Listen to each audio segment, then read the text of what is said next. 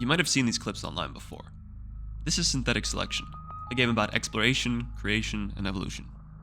I've been working on this project for a while, and some of these clips you're seeing are from over 5 years ago.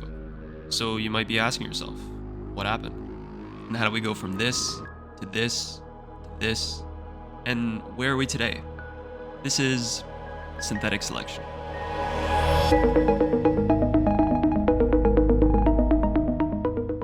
This all started as a side project in university.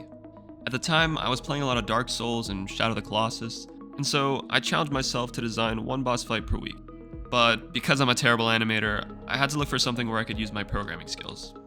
That's when I looked into procedural animation. Procedural animation is a set of animation techniques that allow you to generate complex animations on the fly using behavioral code, rather than having to make every frame by hand. Since the AI and the animation systems of your character are tied together, your characters are more adapted to their surroundings and more responsive to the player. This is especially useful when you're animating characters with a lot of possible variations in movement, allowing you to make creatures like this one, which would normally be impossible to make using only traditional methods. So, after spending some time making more of these creatures, these videos gained a bit of popularity online, and I decided to make a game out of it. I was eventually able to get some funding and put together a small team, but then the pandemic hit and forced us to put our original plans on hold. Throughout this process, I was left with a lot of tools and techniques surrounding procedural and physics-based animation. And so out of curiosity, I decided to pursue an interest I had for a while, which was to apply these techniques not just to the creatures, but also to the player. And so I began experimenting with some vehicles. And during these experiments, I found the whole process of constructing these creations really engaging. Imagining something entirely new, bringing it to life, putting it to the test, and then refining that design, all to solve some problem in the environment, felt really rewarding. And it reminded me of a secret that all game devs know, but never tell. The most fun game is game dev. And so I decided to lean into this part of the gameplay. This idea of building the game within the game to beat the game. Think of it like a mix between Minecraft's block-based creativity and Spore's evolutionary gameplay. You build a creation that allows you to explore an environment for new resources, you hunt down a creature, kill it, absorb the DNA, and that gives you access to new pieces you can use to evolve your creation. So let's take a look at how all this works right now. Keep in mind that everything you're about to see isn't a fresh project, and that our goal is to return to this quality of art you're seeing now. So, in synthetic selection, everything is made using a primitive piece. Pieces have some physical or functional properties, and are then simulated in the world. This means that something like an aerodynamic piece could be used like this, or like this, or like this, or even like this. Combining pieces can lead to a lot of emergent behavior. For example, this attractor piece could simply be used to pick up objects, but you could also use it on the back of this laser to get it to stick to a wall. Or you could put it on the bottom of your vehicle to increase your grip and allow you to drive on the wall and ceiling. The opposite of that piece is the repulsor, which you can use to hover objects or push away from walls.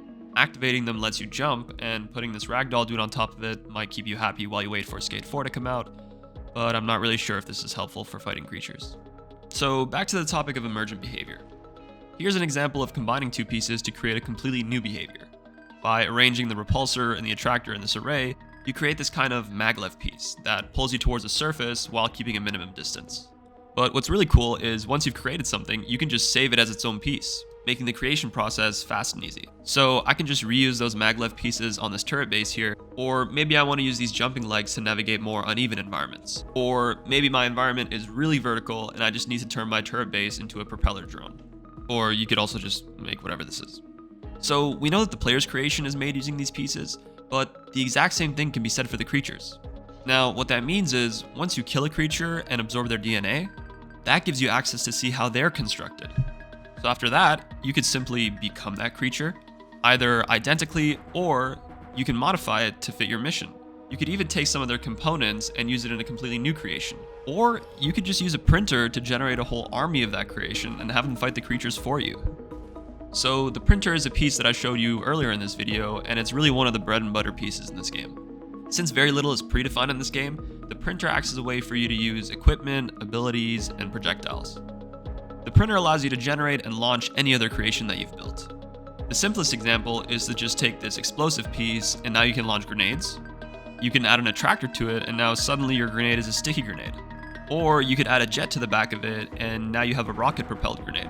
And adding some aerodynamic surfaces, sensors, and motors turns it into a heat-seeking missile. Okay, let's give this guy a break. You can make a rocket that prints grenades. You can make a grenade that prints rockets. You can make a printer that prints printers that prints printers that prints little chicken houses that lay eggs. I'm not saying that you should, but it's there if you want to. You could do that. No judgment. Now, you probably want to know more about the creatures. As I mentioned before, one of my goals was to bring these tools and techniques that I learned to the player. Now, at first, what that meant was having the player character use the same animation techniques as the creatures. But since I began working on this creation system, I wanted to take this idea of bringing the tools to the player a little bit further. In fact, everything you've seen in this video is made in-game. Every creation, every creature, every level, if you want to call these levels, everything can be made by the player. Like I said before, it's about building the game within the game to beat the game. So when we create the core content of this game, you'll have complete access to see how everything was put together. You can modify, mix and match creations, levels, and creatures. You can challenge your friends to custom dungeons that you've built, or play a completely new campaign made by a community member. So if any of this sounds interesting to you and you want to take part, you can sign up for our alpha testing through our Discord or Reddit, which I'll put in the description below. And if you'd like to support the project, I've also set up a Patreon. Members can get access to the next round of testing without the waitlist, but don't worry because everyone will get to play eventually, and waiting just means that your first experience with the game is going to be much more polished and fun. So yeah, I hope you enjoyed, and I'll see you soon.